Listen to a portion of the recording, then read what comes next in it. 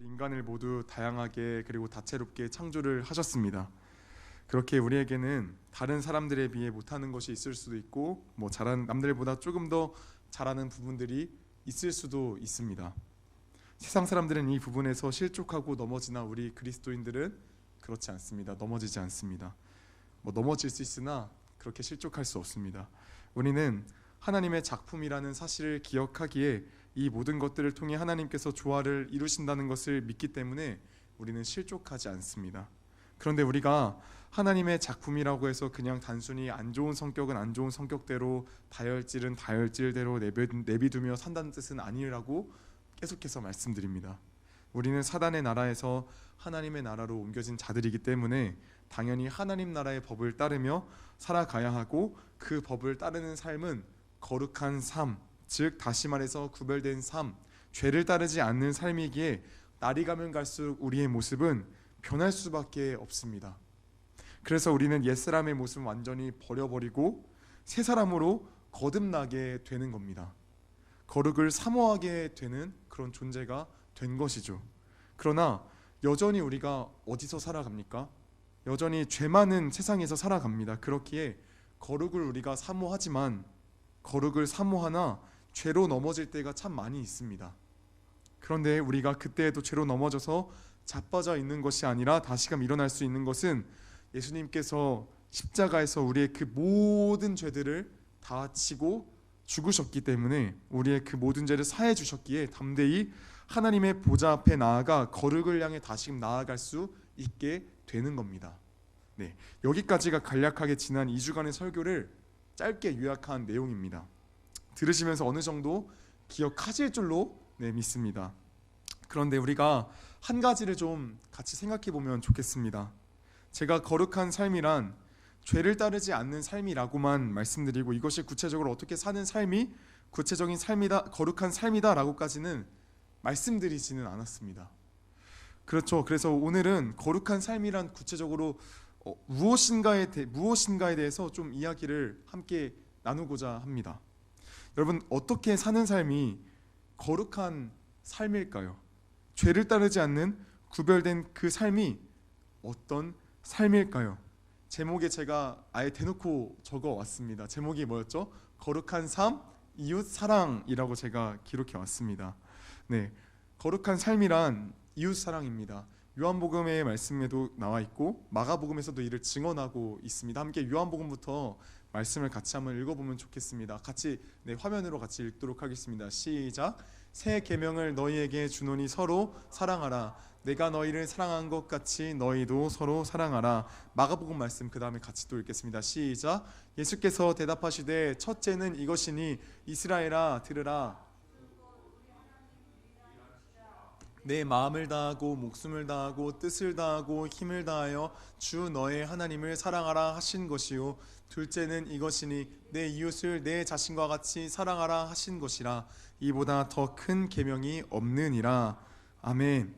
지금 성경에서 어떤 삶을 살아라 라고 계속해서 이야기를 하고 있죠.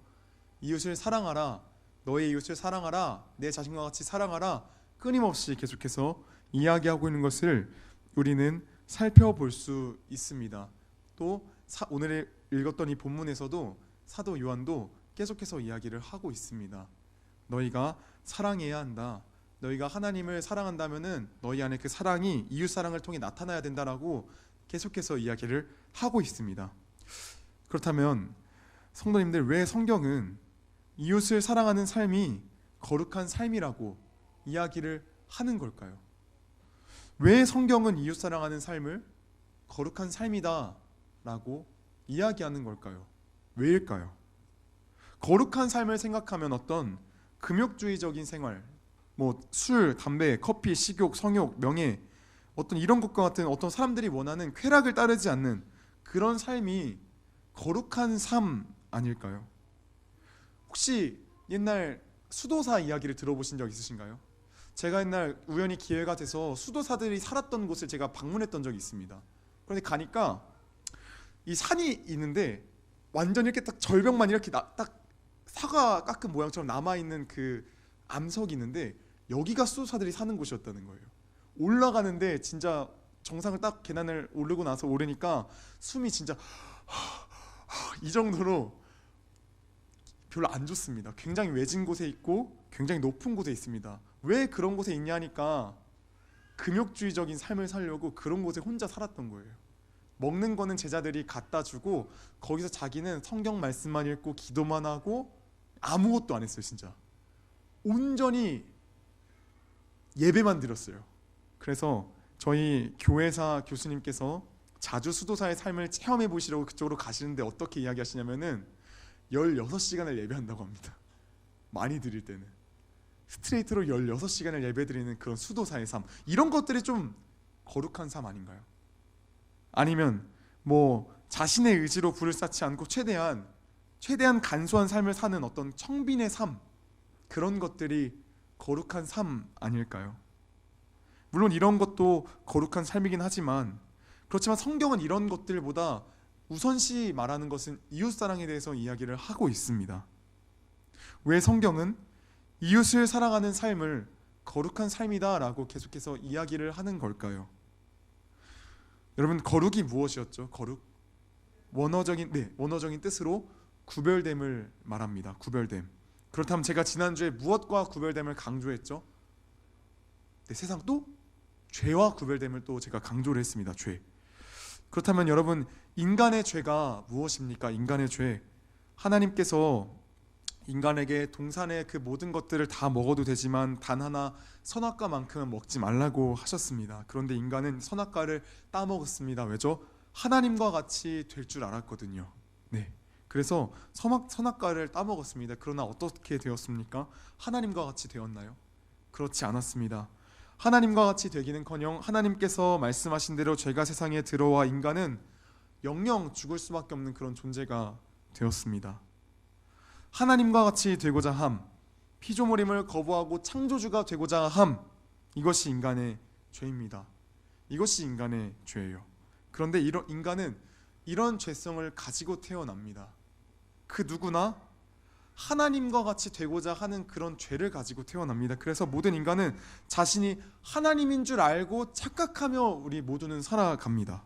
그러다 보니 철저하게 그 모든 가치관이 무엇이냐면 자기 자신이에요. 전부 다 자기 자신이에요. 모든 삶의 목표도 누구죠? 자기 자신이에요. 모든 삶의 이유도 누구죠? 자기 자신이에요. 그래서 인간이 어떻게 삽니까? 인간이 어떻게 살아가죠? 철저한 자기 중심성과 이기심 속에서 인생을 살아갑니다. 나의 행복을 위해서라면 남을 철저하게 짓밟아도 아무런 상관이 없습니다. 왜냐하면 내 행복이 먼저니까. 네, 내 행복이 우선이니까. 거짓말도 서스럼없이 아무렇지 않게 내뱉습니다. 왜요? 내 행복이 우선이니까. 내 행복을 위해서, 나의 쾌락을 위해서 아무렇지 않게 범죄를 저지르는, 죄를 저지르는 게 우리 인간입니다. 왜요? 내 행복이 우선이니까. 이건 남녀노소 나이 상관없이 인간이라면 똑같이 공통된 그런 사항들입니다. 어린 아이들을 쭉 관찰해 보면 굉장히 재밌습니다. 그렇죠? 선생님한테 친구의 잘못을 고자질하면 어떻게 고자질하는지 혹시 보셨나요? 너무 재밌어요. 자기 잘못한 거는 죽어도 이야기 안 해요. 진짜. 선생님 제가 잘못했어요. 제가 잘못했어요. 근데 또 들어보면 또 얘는 어떻게 됐니 이러면은 제가 이렇게 해서 이렇게 했어요. 왜 이렇게 이야기를 하는 걸까요? 인간의 죄성 때문이죠. 자신은 하나님과 같이 높은 존재니까 자신이 혼나는 거는 말이 안 되는 일인 거예요. 내가 하나님이니까 나는 언제나 늘 옳은 거예요. 그래서 친구의 잘못만 그냥 늘상 고자질하는 거죠. 저도 어렸을 때 사실 좀 많이 그랬습니다. 저도 어렸을 때 엄마한테 맨날 누나 잘못만 이야기하지 제 잘못은 절대 이야기하지 않았습니다. 인간은 이렇게 늘 철저하게 자기 중심성 속에서 살아갑니다. 오늘날 사회를 바라보면요, 서로 존중해주고 배려해주는 것처럼 보입니다. 너의 의견? 옳지. 너의 옆사람 의견? 그 옆사람 의견도 옳지. 너 옆사람 의견? 당연히 너의 말도 옳지. 이런 것들을 살펴보면 뭔가 서로를 존중해주고 인정해주는 것 같아요. 그런데 이건 절대 그런 게 아닙니다. 이 말의 뜻은 이런 거예요. 너도 하나님과 같이 높은 자고 나도 하나님과 같은 높은 자니 어차피 서로 싸워봤자 서로 나만 옳고 나만 옳다고 할 테니 그냥 힘 빼지 말고 둘 다 옳다고 여기자. 대신 서로가 틀렸다고는 이야기하지 말자. 둘 다 옳은 거야. 그냥 각자 그냥 알아서 살자. 이런 겁니다. 이것은 뭔가 인정해 주는 것 같아요. 겉으로 인정해 주고 겉으로 존중해 주는 것 같아요. 그런데 그 내면은 무엇이냐면 깊은 자기중심성을 향해 치달리고 있는 것 같은 거예요. 자신만의 바벨탑을 건드리지 말고 누가 더 높이 쌓냐 이 싸움을 지금 계속해서 하고 있는 겁니다. 이 싸움인 거예요. 가면 갈수록 생명과는 거리가 멀어져 가는 것이 우리 현 사회의 모습인 겁니다. 이것이 인간의 죄성인 겁니다. 그런데 이 세상에 죄가 들어오기 전에는 어땠는지 혹시 아시나요? 이 세상에 죄가 들어오기 전에는 어땠냐면은 창세기 2장 22절부터 23절 말씀을 살펴보면 이렇게 기록이 되어 있습니다. 여호와 하나님이 아담에게서 취하신 그 갈빗대로 여자를 만드시고 그를 아담에게로 이끌어 오시니 아담이 이르되 이는 내 뼈 중에 뼈요 살 중에 살이라. 이렇게 기록이 되어 있습니다. 하나님께서 아담에게 돕는 배필이 필요하여 아담을 재우시고 그의 갈빗대를 하나 취하여 여자를 만드셨습니다. 자, 그런데 우리가 이 이야기를 너무 잘 알고 있어가지고 우리는 당연히 여자가 태어난다, 여자가 생겨났다 이런 걸 알고 있지만 아담의 입장에서 생각을 해보면은 자고 일어났더니 갑자기 웬 생명체가 한 명 떡하니 있는 거예요. 그러니까 처음 보는 남이 서 있는 거예요. 우리는 이미 이 둘이 결혼했다는 걸 알지만 그냥 아담의 입장에서 보면 생판부른 남이 서 있는 거예요. 이건 그렇죠? 그러니까 이건 굉장히 이상한 상황인 거죠. 그런데 아담의 첫 고백이 뭐라고요? 아담의 첫 고백이 그쵸, 이는 내 뼈 중에 뼈요 살 중에 살이라. 성경 최고의 사랑 고백이 펼쳐진 거예요. 최고의 사랑 고백. 처음 보는 이를 향해 아담은 어떠한 조건도 따지지 않고 너 좀 키 좀 크네, 너 좀 키 좀 작네, 내 이상형이네, 내 이상형과 성격이 완전 똑같네, 와 너 완전 최고야, 너 완전 짱이야 막 이러지 않고 그냥 어떤 조건도 살피지 않고 그저 이는 나의 뼈 중에서도 최고의 뼈, 내 살 중에서도 최고의 살이다라고 사랑 고백을 하고 있는 겁니다. 이 고백에는 그 어떠한 자기 중심성도 존재하지 않고 오직 상대방을 향한 존중과 사랑만 존재하고 있는 겁니다. 이것이 죄짓기 전 인간의 모습인 겁니다. 사랑하는 여러분, 우리는 이렇게 상대방의 존재 자체를 사랑하는 자들이었습니다. 그런데 죄가 세상에 들어오고 나서부터 인간은 상대방의 존재 자체를 있는 그대로 사랑하기는커녕 조건을 따지며 나에게 득이 되나 안 되나를 재고 상대방을 있는 그대로 사랑할 수 없는 그저 자기 자신만 사랑하는 자기 자신밖에 모르는 그런 안타까운 존재로 전락해버리고 만 겁니다. 그렇게 하나님께서는 이런 죄성으로 찌들어 있는 인간에게 말씀하시는 겁니다. 이제는 하나님의 나라로 옮겨진 자들에게, 하나님의 자녀들에게 이렇게 말씀하시는 겁니다. 더 이상 너 자신을 위해 살지 말고 이웃을 위해 이제는 살아라. 더 이상 너 자신만의 바벨탑을 쌓지 말고 이제는 남을 있는 그대로 사랑하고 그를 위해 헌신하라. 이웃을 위해 살아가라. 이웃을 사랑하라. 말씀하시는 겁니다. 왜 거룩한 삶이 이제는 이웃을 사랑하는 삶인지 조금 감이 오시나요? 나를 위해 살지 않고 이웃을 위해 사는 삶이 거룩한 삶입니다. 이웃을 사랑하는 삶이야말로 죄와 구별된 삶입니다. 그렇다면 더 깊게 나아가 보겠습니다. 그렇다면 여러분, 이웃사랑이란 무엇일까요? 우리가 이웃사랑이라고 하면 뭔가 이런 그림이 상상되죠. 연말에 저금통에 모아둔 돈을 막 털털 털어가지고 불우한 이웃을 위해 돈을 사용한다든지, 혹은 사랑의 연탄 나르기라면서 얼굴에 좀 흑칠 좀 한다든지, 아니면 뭐 학교에서 친구들이 수학을 좀 어려워하면 선뜻 나서가지고 친구야 뭐가 어렵니? what's happened? 이러면서 이제 내가 도와줄게. May I help you? Yes, I can. 이러면서 이제 좀 뭔가 도와주는 어떤 그런 느낌이 이웃사랑 아닌가요? 영어 좀 잘하죠, 그렇죠? 할렐루야, 네. 뭔가 좀 이런 게 좀 어떤 그 이웃사랑의 어떤 그림이 좀 펼쳐지지 않나요? 네. 그렇다고 제가 오해하시면 안 되는 게 지금 제가 이야기하고자 하는 게 물론 이웃사랑의 행동입니다. 이웃사랑이 아니다라고 말하는 건 아닙니다. 네. 기부를 하고 연탄 나르고 친구들 도와주는 것 또한 이웃사랑의 일환입니다. 그런데 중요한 것은 제가 이야기하고자 하는 바는 이거예요. 과연 이러한 것들이 우리가 지향하고 바라보며 나아가야 할 이웃사랑의 정점일까요? 이것이 이웃사랑의 전부일까요? 이렇게 단순히 독거노인 어르신들을 도와드린다든가 연탄 좀 나른다든가 기부 좀 한다든가 종종 내 주위에 어려운 사람들에게 돈도 좀 은밀하게 나눠드린다든가 날마다 삶에서 배려하며 존중하며 도와주는 삶이 이웃사랑의 전부라고 할 수 있을까요? 어떻게 생각하시나요? 여러분, 이것은 우리가 골똘히 생각해보고 넘어가야 되는 일입니다. 굉장히 중요한 부분이에요. 왜냐하면 우리가 그리스도인이라면 거룩을 추구하며 살아가야 하는데 그 거룩한 삶이 이웃사랑이잖아요. 그렇죠?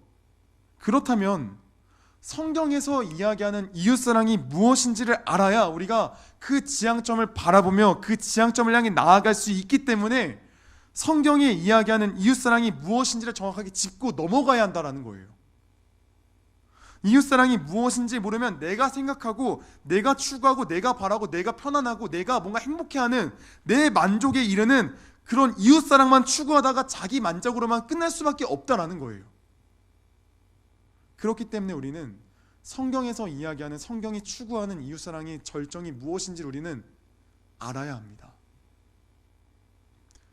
자, 오늘 본문 말씀 11절 말씀을 같이 한번 읽어보도록 하겠습니다. 자, 함께 읽습니다. 시작. 사랑하는 자들아, 하나님이 이같이 우리를 사랑하셨은즉 우리도 서로 사랑하는 것이 마땅하도다. 아멘. 본문은 하나님께서 우리를 사랑하셨으니 우리도 서로 사랑하라 라고 말씀하세요. 이것이 무슨 말이냐면 하나님의 사랑이 이웃사랑의 모델이라는 거예요. 하나님의 사랑이 우리가 추구해야 되는 그런 사랑의 모델이라는 거예요. 그렇다면 하나님의 사랑이 어떤 사랑입니까? 어떤 사랑? 오늘 본문 9절부터 10절 말씀 함께 읽어볼까요?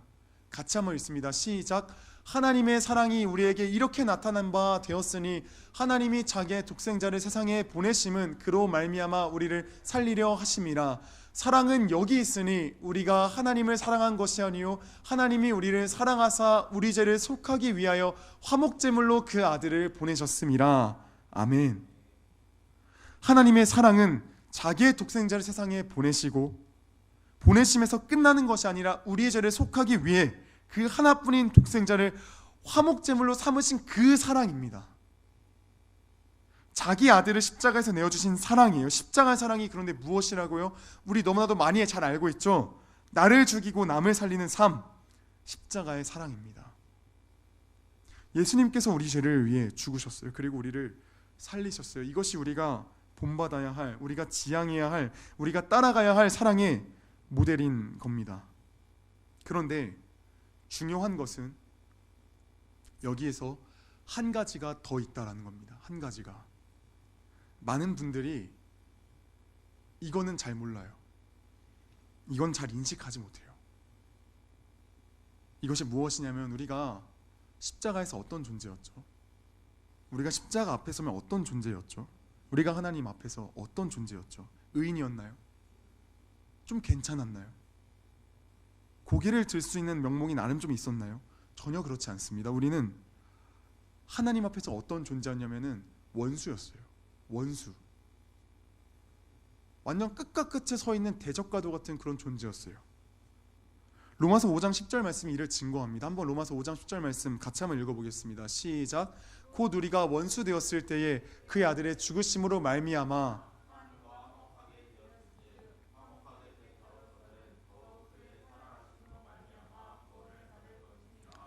아멘. 우리가 이 사실을 참 많이 잊고 삽니다. 우리를 사랑하신 그 사랑은 그냥 친한 사람을, 연인을, 가족을 사랑하는 그 정도의 사랑이 아니에요. 하나님의 사랑은요, 원수를 사랑하신 사랑이에요. 원수를 위해서 그냥 사랑하신 정도가 아니라 또 자기 목숨을 내어주신 사랑이에요. 원수를 위해서. 그냥 친한 사람을 위해서 죽는 그런 사랑 아니에요. 그냥 가족을 위해서 죽는 그런 사랑 아니에요. 제가 지난주에도 말씀드렸지만 하나님께서는 거룩하신 분이셔서 죄와는 절대로 섞일 수가 없는 분이에요. 죄와는 정반대에 있으신 분이에요. 깨끗하신 분이에요. 구별되신 분이에요. 그런데 그런 분께서 죄를 갖고 태어나는 그런 죄인된 우리를 위해, 원수된 우리를 위해 죽으셨다니까요. 하나님 아버지의 사랑은요, 계속해서 말씀드리지만 원수를 사랑하신 사랑이에요. 원수를. 그래서 우리가 지향하고 바라보아야 할 사랑이 어디냐면 여기인 거예요. 여기가 사랑의 끝자락인 거예요. 나 자신을 죽이고 그냥 내 이웃, 그냥 친한 사람, 내 사랑하는 사람, 물론 그것도 맞습니다. 틀리다고 하는 것이 아닙니다. 그런데 그것을 뛰어넘어 우리가 어디까지 가야 되냐면 원수를 사랑하는 그 사랑까지 우리는 가야 된다라는 겁니다. 그래서 예수님께서 이렇게 말씀하신 거죠. 마태복음 5장 43절부터 48절 말씀, 길지만 같이 한번 좀 읽어보면 좋겠습니다. 읽습니다. 시작. 또 내 이웃을 사랑하고 내 원수를 미워하라 하였다는 것을 너희가 들었으나 나는 너희에게 이르노니 너희 원수를 사랑하며 너희를 박해하는 자를 위하여 기도하라. 이같이 한즉 하늘에 계신 너희 아버지의 아들이 되리니 이는 하나님이 그 해를 악인과 선인에게 비추시며 비를 의로운 자와 불의한 자에게 내려주심이라. 너희가 너희를 사랑하는 자를 사랑하면 무슨 상이 있으리요? 세리도 이같이 아니하느냐? 또 너희가 너희 형제에게만 무난하면 남보다 더하는 것이 무엇이냐?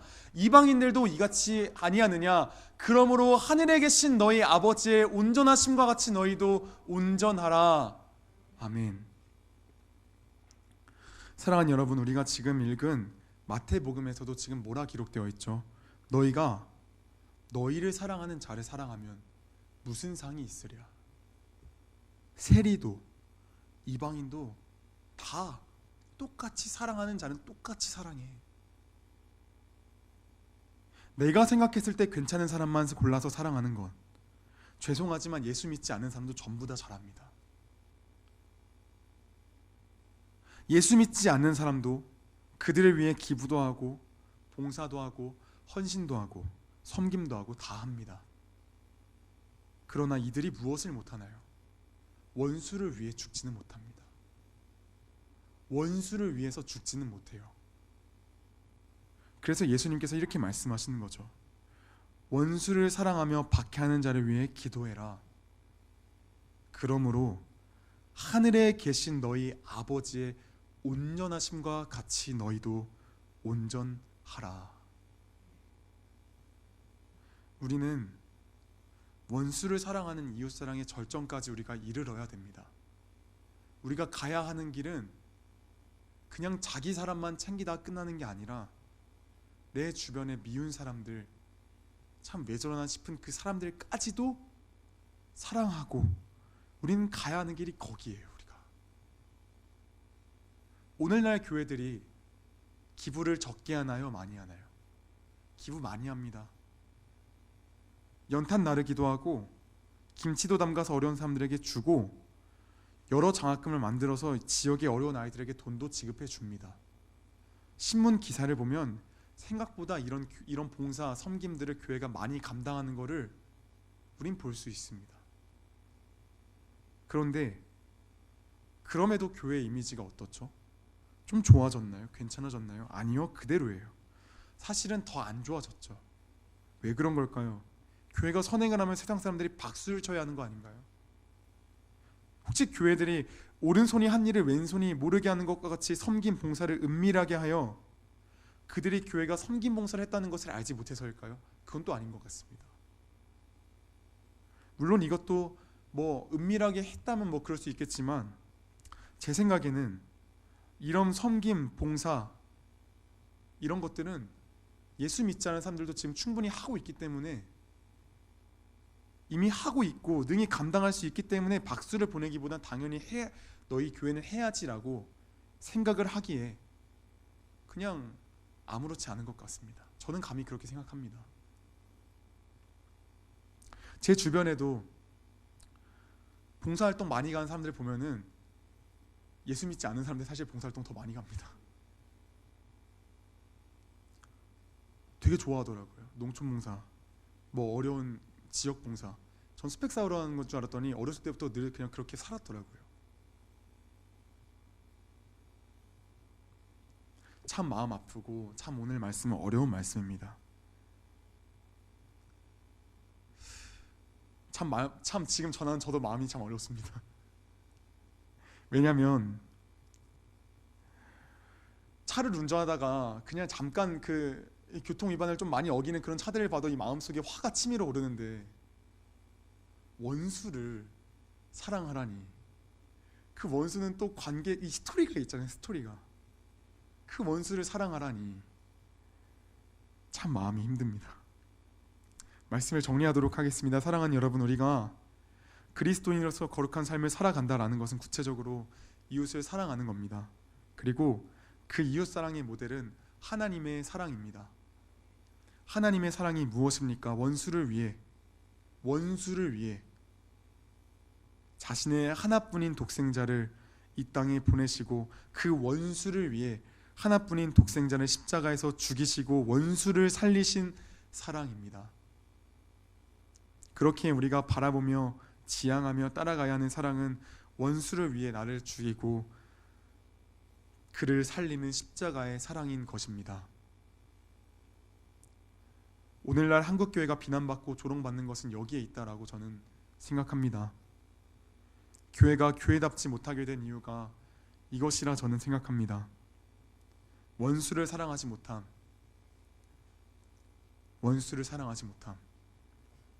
그래서 저는 감히 여기 모인 여러분에게 부탁합니다. 그리고 제 자신에게도 부탁하는 마음으로 감히 이야기를 합니다. 여기 모인 우리가 먼저 원수를 사랑하는 주님의 제자들이 되었으면 좋겠습니다. 우리가 먼저 삶으로 조금씩 살아내면 좋겠습니다. 여기 모인 우리 모두가 일상에서 속한 공동체가 다 다릅니다. 직장이 다릅니다. 사는 가정들이 다릅니다. 각자의 공동체로 돌아가실 때에 가족과 학교로, 가족과 직장으로 돌아가셔서 조금씩 그 원수를 사랑하는 그런 몸부림이 있었으면 좋겠습니다. 우리가 각자 속한 공동체에서 그렇게 원수를 위해 나 자신을 죽이는 십자가의 삶을 살아갈 때 그 공동체가 살아날 줄로 믿습니다. 마태복음 5장 13절부터 16절까지 이렇게 기록되어 있습니다. 너희는 세상의 소금이니 소금이 만일 그 맛을 잃으면 무엇으로 짜게 하리요? 후에는 아무 쓸데없어 다만 밖에 버려져 사람에게 밟힐 뿐이니라. 너희는 세상의 빛이라. 산 위에 있는 동네가 숨겨지지 못할 것이요, 사람이 등불을 켜서 말 아래 두지 아니하고 등경 위에 두나니 이러므로 집안 모든 사람에게 비치느니라. 이것이 너희 빛이 사람 앞에 비치게 하여 그들로 너희 착한 행실을 보고 하늘에 계신 너희 아버지께 영광을 돌리게 하라. 아멘. 우리는 세상의 빛과 소금입니다. 우리가 부패되면 세상은 죽음을 향해 더욱더 열심히 치달려 달려갈 겁니다. 그러나 우리가 제가 살아날 때, 여러분이 살아날 때 그 공동체가 살아날 줄로 믿습니다. 우리가 말씀의 순조가 예수의 향기를 날릴 때 그들의 영혼이 조금씩 살아날 줄로 믿습니다.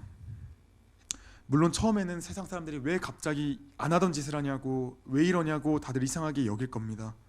심하면 왜 그렇게까지 하냐고, 왜 굳이 그렇게까지 하냐고, 예수 믿어서 참 개고생한다고 조롱할 수도 있습니다. 그러나 인내하시며 원수를 사랑하는 우리 모두가 되어지기를 간곡히 소망합니다. 원수를 위해 나 자신을 죽이는 십자가의 길을 걷는 우리가 되기를 소원합니다. 이 길은 분명히 옳습니다. 이 길은 분명히 틀림없습니다. 제가 이야기한 것도 아니고 유명한 목사님이 이야기한 것도 아니고 유명 신학자가 이야기한 것도 아닌 하나님께서 말씀하셨습니다. 이 길은 그래서 좁습니다. 그렇게 험난합니다. 원수를 사랑하는 건 말로만 들어도 어려운 일이지 않습니까? 그러나 그렇기에 주님께서 도와주실 겁니다. 좁고 험하기에 우리 주님께서 손 꼭 붙잡고 인도해 주실 겁니다. 이 믿음 가지고 이번 한 주를 원수를 사랑하며 살아가는 우리 모두가 되어지기를 소망하고 소원합니다.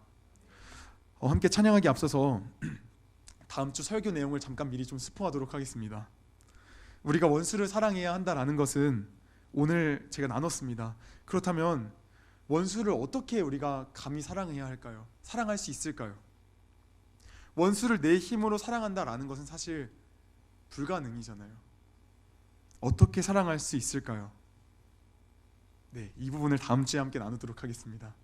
오늘 하기에는 너무 길어질 것 같아 제가 잘랐습니다. 그래서 다음 주에 좀 이 부분에 대해서 함께 나누려고 합니다. 그래서 이번 한 주간 원수를 어떻게 해야 사랑할 수 있는지에 대해 좀 깊이 고민해 보신 다음에 다음 주에 함께 만나면 좋겠습니다. 일단 이번 한 주간 원수를 사랑해 보는 그런 한 주를 살아보셨으면 좋겠습니다. 원수를 한번 사랑해 보려고 발버둥 치는 한 주가 되었으면 좋겠습니다. 그러면서 기도하며 어떻게 해야 원수를 사랑할 수 있을까요? 라며 하나님께 물으시면 하나님께서 분명히 깨닫게 하실 줄로 믿습니다.